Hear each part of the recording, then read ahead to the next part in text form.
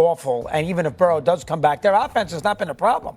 Their defense is terrible. So beating the Bengals on Thursday, to me, won't mean a lot. Listen, they beat the Bears, they've beaten the Dolphins, Minnesota, Cleveland, and the Jets in the last 5 weeks for this 5-game winning streak. They were in trouble with the Jets. They trailed in the third quarter. The Browns could have won, for crying out loud. I mean, so when you think about it, I just have not been nearly as impressed as you think you would be with a 5-game winning streak. Here's the issue to me. Lamar's, whatever it is, as Shay said during the break, whether it's ankle, hamstring, he's not 100. He missed 3-4 games. Oh. He's not 100%. And if you are not 100% and he can't run, that dual threat, because he is an incredible runner. He's not running. He can't do that. That makes him half the quarterback than he would normally be. And they're not winning any Super Bowl unless he's at 100% and he can run. Well, I definitely believe that they don't have a shot if he's not 100% and he can run. He said that, so even though he's missed a few games this year because of the toe injury, he said that somebody fell on him during the Jets game, and that's what was ailing him, but he's feeling all right now. We'll know what the truth is based on his performance in the weeks to come. It really, really comes down to his health. I believe if he's healthy, they're a Super Bowl threat. They win the AFC North, and once they win in the AFC North, you got an entirely new season. And when you talk about their defense being awful, their defense has not been awful over the last few weeks. It started out awful over the first 6-7 weeks, giving up over 35 points a game. They were horrible, but they've been significantly better ever since, doggy. And so I look at it from that standpoint, and I look at the weapons that they still have, and I look at the potential that these dudes in a one-or-done situation, they can answer the call against anybody. And this is the interesting thing that I would throw out there, Peter, and Shay as well. Usually there's a whole bunch of expectations heaped on the shoulders of the Baltimore Ravens. They'd be playing with house money to some degree. This year, it would be a little bit different. To start out 1-5, to be considered dead and gone, for people to be booing them, for John Harbaugh's future in Baltimore to be being talked about.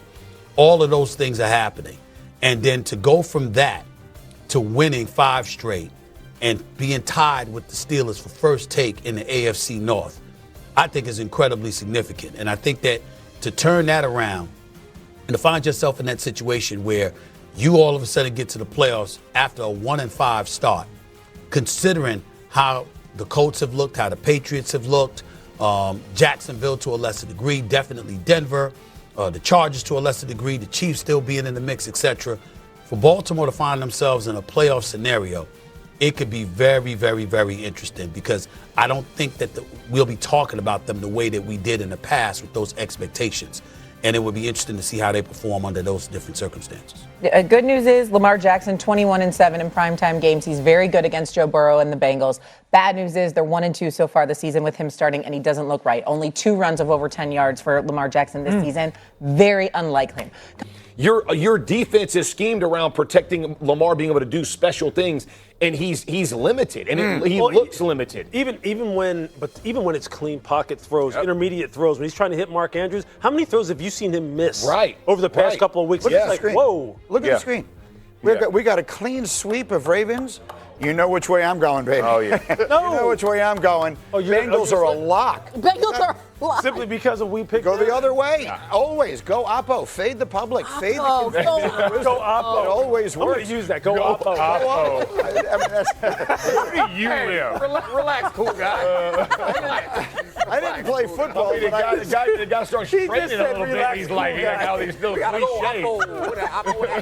Switch it up, go other side. Fade the public. I'm a cool guy. Fade? He said fade the public. That's what he just said. Listen, Cool guy. listen, you guys were busy knowing one robber. I had a bookie I knew in college.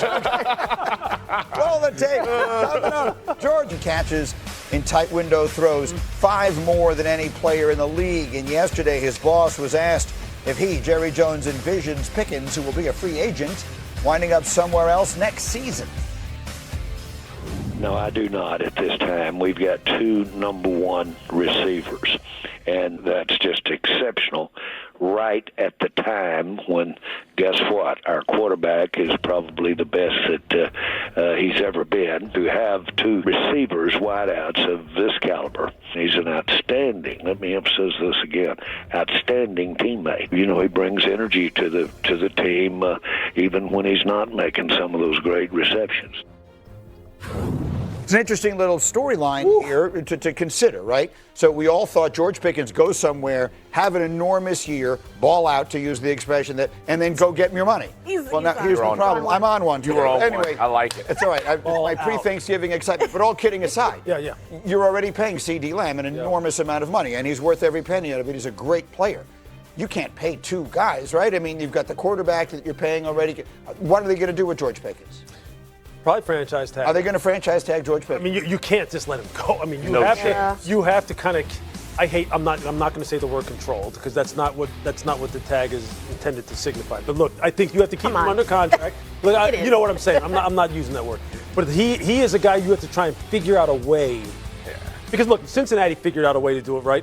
Right. They figured out a way to do it with Lamar and worked out for them. Of course. But what I'm saying is, like, this is one of those things where it's a good problem to have. I mean, they took a chance. He has paid off. I think one of the reasons why he has paid off, though, as well, is something that Jerry touched on. Dak Prescott right now, you would have to say, as far as leading their football team, maybe him and Matthew Stafford are right now kind of like separating themselves as far as guys who are just elevating their football team to levels where you're sitting there going, look, I think with the Rams you expected it. With Dak, everyone always had these questions. Dak's influence on this offense and on this man in particular, you saw those, 15 tight window catches this year? Because Dak's figuring, you know what, 3 is always open. He's always open, and you can tell he's rewarding Dak with some of the most spectacular catches you've seen in the past 10, 15 years. It's when ridiculous. he's not open, you throw it over there, and exactly. he's going to catch it anyway. But I mean, I think to the contract point, I think oftentimes we make a lot of where the money is allocated. They can afford to pay most of those guys. Yes. You can definitely restructure contracts, push money later, and put the money where you want it to go. And they're playing well on defense. If you assume that this was Micah's money that was going to go to Micah Parsons to bolster that defense, now they're playing good defense. You can give that money to George Pickens. They don't have to franchise tag him. That's exactly they could pay all those guys and Yes. still be fine. It's a way to do it. Just because the Bengals could make it work And avoid doesn't some mean that drama by avoiding the franchise tag. Well, yeah. I mean, obviously it takes 2 to tango, right? George is going to have to want to accept a contract that fits into the overall salary cap structure. And if I'm George Pickens right now, I'm going, hey, look, man, I got a lottery ticket